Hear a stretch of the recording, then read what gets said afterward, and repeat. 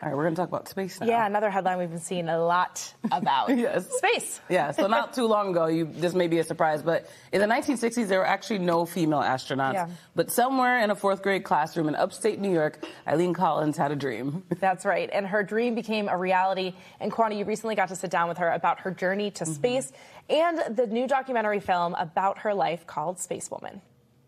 As astronauts, we live on the edge of danger. I couldn't believe how much anxiety I had built up. Mommy, do this! A 7-year-old version of myself was like, Mom is going to die in space. And I need to be ready for that. I was willing to take that risk. Would a woman crack under pressure? There was a large part of the community that didn't just think she couldn't do it, but were probably actively rooting against her. She once told me you had to be better than the men to be equal. That's exactly what I want to do. 3, 2, 1. I think until we are tested, we don't know what we're capable of. And I'm with the star herself right now, the retired Colonel Eileen Collins is here in the flesh. Thanks for coming by. Well, it's great to be here. Thanks for having me. Absolutely. And we just saw a snippet of this documentary, which gives us a behind-the-scenes look at your legendary career. And what did, for you, actually, when they were going through this process of creating it, what was it like for you to reflect on the highs, but also the lows of your journey? Well, so myself and the film team, our director and our producers, dug through all my old videos, like my personal videos, which I was happy to share. Yeah. So, not only of myself, but of my kids. And we went through the NASA archives and we pulled out, what were the highlights of the 4 missions that I flew. And the film team brilliantly put together the story. So it is a documentary, but it's more like a story from the memoirs of my life. And I think the real drama of it comes not really as much from the space missions, which is a highlight of the film, but also what the families go through, the spouses and the children of astronauts, which normally they're they're behind the scenes and people don't really see. They worry about their loved one and they're trying to be part of the mission.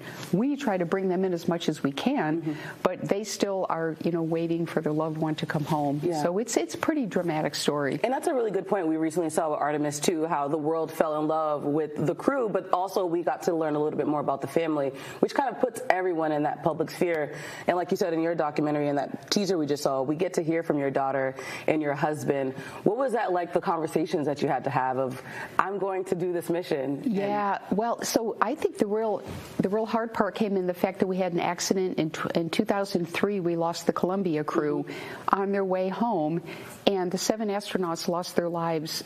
And my mission was the next one up. I was scheduled to go 5 weeks later. Well, of course, it didn't happen. It was 2.5 years before in my crew changed, our mission changed, but I was able to command that flight, which it was a real honor for me to command that flight. We talk about that in the documentary, but yet emotionally it was a hard time for the people at NASA as well as our families. And I kind of had to get the okay from my husband.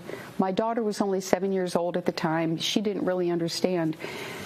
And then decided, yes, I'm going to fly this mission. I am not going to quit. I'm going to continue the mission of exploring space.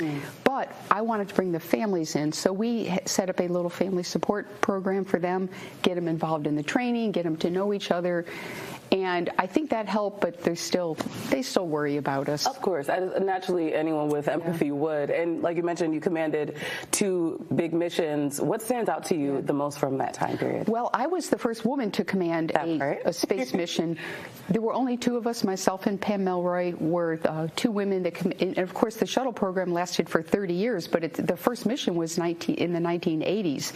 So there weren't a lot of women in the pipeline through, you pretty much needed to be a military test pilot to be competitive to be a shuttle pilot and commander. So there were only a few women that could do that. And I want to say, and also Susan Kilrain she's from the Navy. She was one of the pilots. I would like to say I'm really proud of the job that the women did. We kind of had to prove that women can not only be astronauts, like the women mission specialists before us, but we could also be pilots and commanders of flights. And today you see that women are fully integrated into the Artemis missions, our space station, space station flights. People don't really say anymore can women do it? I think we know that women can do it, and it can be an integral part of the mission. And so I like to focus on what is the mission, but people are still interested in the human side. So what is the crew? What are their backgrounds? And I think that's why Spacewoman has been so successful so far, because it digs into, what was my background. I didn't have a privileged childhood. My family had been on government assistance. My dad had been a drinker, and so the film kind of gets into growing up and what it's like to be a child of an alcoholic, and how that actually helped and hurted me along the way, and how I think in the end, I love my parents. I dedicated my book to my parents, and despite all the problems that they had, I learned from them. And we don't have to have perfect parents or a perfect childhood growing up. In this country, you can be what you want to be as long as you take advantage of the opportunities that are right in front of you.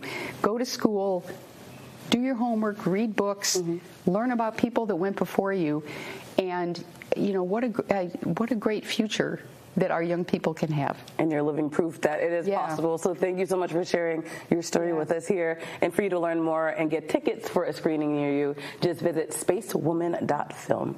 Thank you.